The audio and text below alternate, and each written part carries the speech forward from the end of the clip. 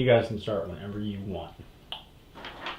March 24th, 2014, Mara Carapetyan. Mr. Carapetyan. So, I'll be asking you about turning points in your life with the family and before your family years. Initially, in a family that moved every 4 to 5 years, how did you prioritize your career and your family? That seems like it would most definitely be an issue that would be very hard to make a decision one way or another with the impact that it would have. How did you prioritize that? Well, prioritize, you mean how do I make choices of what's important because of all the changes that go on? My question is, how would you make the decision? And what were your thoughts from there because of the consequences it would have on your professional life and on your family? Well, I think really the most important aspect to even approach answering your question to think about is that I grew up in a pretty much, and I didn't, of course you don't realize this while you're growing up, what you're going through, but I grew up in a constant state of change. My parents moved from one thing to another, one place to another, even when we were growing up in the first, I guess, 12 years of my life in New York City. We moved every 4 years, maybe 3 to 4. I think a long one would have been 5 years, and I don't think we stayed any place in New York City more than 5 years, or even as long as 5 years. So the whole business of changing and moving from one place to the other in my life later on was already started by how I grew up. And you know, there's a disadvantage of that. Obviously, the great disadvantage is you never grow up having a sense of stability. You don't grow up having a sense that these were my friends when I was a child, and they and I grew up together and became friends and adults and young adults and so forth together. Didn't have any of that. That's the disadvantage side of it. I have not had long life friendships very much in my life until recent years. And here I am, 85, and literally the longest time that I've been in more or less one place was 20 years in Houston. From the time I was 50 to the time I was 70. And so all of the years before that, I grew up having no real sense of stability in place, but I got used to it. And I got used to the adjustments that you have to make for that. So when then also when we moved upstate New York as when I was a kid, my teenage years were up in upstate New York, except for my senior year in high school, which I was sent to a prep school in Massachusetts. And then when I graduated from there, my father had taken a position in Ohio. So another move. And then after 3 years in Ohio, I joined the Army. So there was some more moving there, including 2.5 years in Japan for me. And then I come back, I get discharged and find my parents, in of all places in the world, Minnesota, where he was teaching at University of Minnesota for just 1 year. Taking a sabbatical from where he was at Kent State University. And so I started my life, and the most stability I have had in some respects as far as place is concerned were the first 8 years of my married life with Cherry, your grandmother. There was a real stability there in Minnesota, except that I did a lot of different things over those few years. A lot of different things, both church-wise as well as broadcast-wise. Moved around a little bit. But then the years after that were quite a bit of change until 1979. I was 50 years old. Went to Houston, and I spent my longest time in Houston in one place. in one profession, one career, and then finally supposedly retired.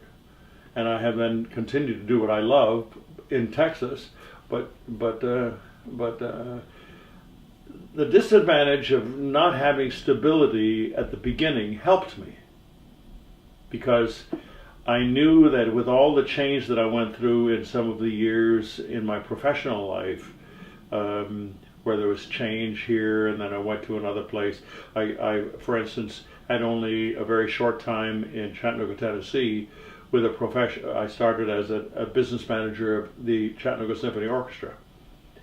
And since I was new to the profession, it was easy to find reason to fire me, make enough mistakes, and I made a mistake, and so they fired me, and so time for change again. It took me a while before we could get out of Chattanooga, bail out literally, and come to Texas, start life all over again. What happened in that was I knew that because of the changes I'd had in my earlier life, I knew that, okay, I can weather the change when I really have to, when I'm in my professional life. There's the advantage of starting a life with a lot of change.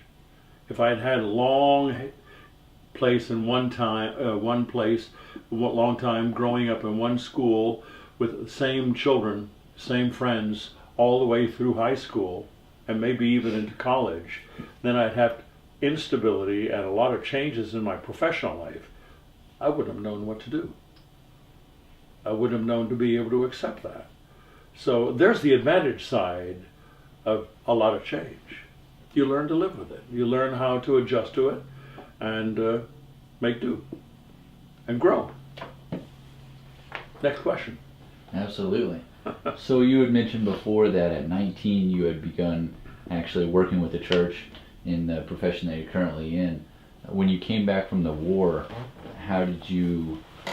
what was the catalyst for change to send you back in that? Into that? Well, when I came back from the service, I knew that if possible I needed to be a musician, but supporting my bad habit of being a musician required me to earn a living something else, because you don't earn enough of a living, especially when I came back from the service. And within a year I was married, and within 9 months after your grandmother and I married, your Uncle Pete was born. And so all of a sudden I was in the business of supporting a family. And sure, I'm a musician, but I had to find other ways to support the family. I did a lot of different things. And I was still a student at the University of Minnesota. Oh. So what came first for you in terms of importance, like supporting the family or supporting your career, making yourself? Supporting the family? Yeah. That really was the most important thing. I had to pay for the bills. Yeah. That's the most important thing. But I was doing church music work even before I went into the service. And when I came back, I've been doing it literally constantly since then, since coming out of service. Do you remember any really hard jobs that you had to take as a result? Just saying, I have to feed the family. Hard jobs. While I was a student at the University of Minnesota, directing a choir on Wednesday nights and Sunday mornings, and being a student full-time during the day. And then I remember going to bed at around, 8 or 9 o'clock at night, or right after choir rehearsal on Wednesday night, and then getting up before midnight and going out to a golf club and running the watering system for the golf club all night, and then going to a class at 8:30. I remember that for about half a year, I think, or between half a year and a year. I don't remember the exact time.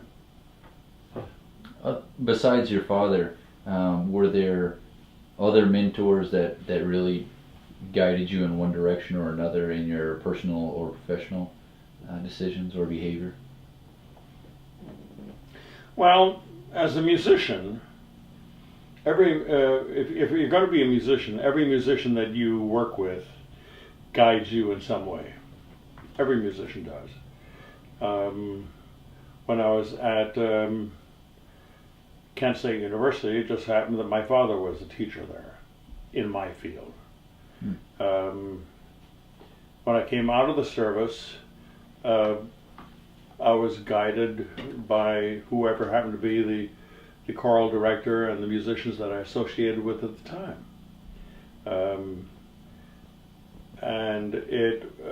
But after graduating from college eventually, and then establishing myself, I have always looked back and realized that still the most important single source of my professional music education was my father, your great-grandfather. There was no question that of all of the people that I knew, he was the one who seemed to know most. I got more from him. I got more real understanding of what I'm into in terms of creating music from him than anybody else. But everybody adds to the pot. Everybody adds information. Everybody helps you understand more that you come in association with. Was there ever a specific situation that you were trying to determine one way or another to go with, that he helped guide you professionally or personally one way or another, that led to a big change? Yes, in a certain sense, I think maybe on his part, unwittingly. I told you that I got fired from the manager position with the Chattanooga Symphony, and then I spent the next 3.5 years there finding a way to bail out. And the way we bailed out was to move to Dallas, Texas. When we bailed out of Chattanooga, Tennessee, we had a choice. Either go back to Minnesota, where I had some notoriety because I'd been well known as Mr. Good Music, and I had been doing a lot of classical music broadcasting. At a time there wasn't much. I was doing classical music broadcasting in Minnesota before Chattanooga. And so I could have gone back there, but you never go back and start and pick up where you left off. You never go back and can just as if nothing ever happened. You really have to start from scratch. Either there or go to Dallas, where at least I had family. My parents had established their home there several years before, and he led me to a friend that he had that knew of a church job being open, which happened to be one of the largest Presbyterian churches in Dallas, Preston Hollow Presbyterian Church. And so, even though it was a very small salary, I took it. I still had to earn a living outside of that to support a family that I had. You don't, even in 1963, support a family on $200 a month. When in '63 did you move down? We moved from Chattanooga to Dallas at that time. When? Was it, I was wondering, was it before or after assassination? Oh, that happened just after we arrived in Dallas. Wow. Just after we arrived. To arrive in literally that city. Weeks after we arrived in Dallas. I think I came earlier in the summer, and the rest of the family came in October, I believe they arrived. So right in before. Dallas. I had come in May or June, around sometime in the early summer, and the rest of the family arrived in the fall. And I was running a recording studio for film producers in Dallas, and he was shot while Paul had meanwhile been hit by a car in front of our house and was in the hospital that they brought Kennedy to. Really? Right. He was on a different floor. Was there a sense with that, the magnitude that happened right in the city you just moved to? Was there a sense of maybe this is the wrong place at the wrong time? You know, maybe this isn't the city we should be in. No, never looked back. No. We were content setting up a home and doing what we were doing there at that time. No. And I was becoming rather quickly successful as running a recording sound system, studio for film recording for film producers in the area. This is for professional 16 millimeter. film producers, which at that time was how they did all corporate, institutional, medical training, educational films were all done in that medium. And I was doing soundtracks for them. I ran the whole recording operations, the sound studio for them. And that's how I supported my life, being able to be a church musician.